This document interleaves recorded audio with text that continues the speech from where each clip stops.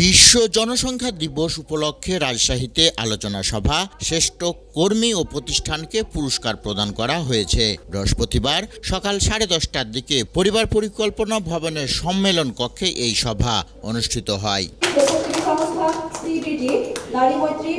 রাজশাহী বিভাগীয় পরিবার পরিকল্পনা পরিচালক দেওয়ান মোর্শেদ কামালের সভাপতিত্বে সভায় প্রধান অতিথি হিসেবে উপস্থিত ছিলেন রাজশাহী বিভাগীয় কমিশনার ডক্টর দেওয়ান মোহাম্মদ হুমায়ুন কবির। আলোচনা সভায় প্রধান অতিথি প্রত্যেককে পরিকল্পনা মাফিক কাজ করার আহ্বান জানান। এসডিজিতে যেটা মূল কথা বলেছে, যেটা টেকসই উন্নয়ন অভিষ্ট বা সাস্টেইনেবল ডেভেলপমেন্ট গোল, সেগুলো বেসিকটাই হলো যে কেউ যাতে বাদ না যায়, কেউ যেন বাদ না যায়। তাহলে আপনি যদি হিসাবে যদি না থাকে তো বাদ যাবে।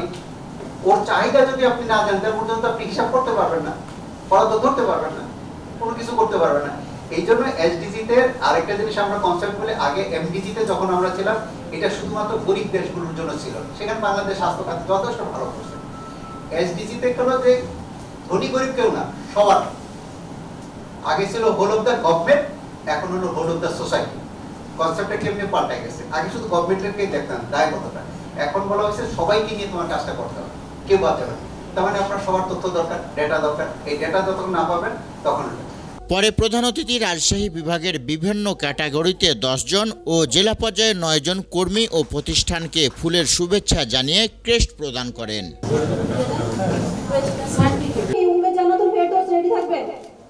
আব্দুল বাতেন, পদ্মা টাইমস।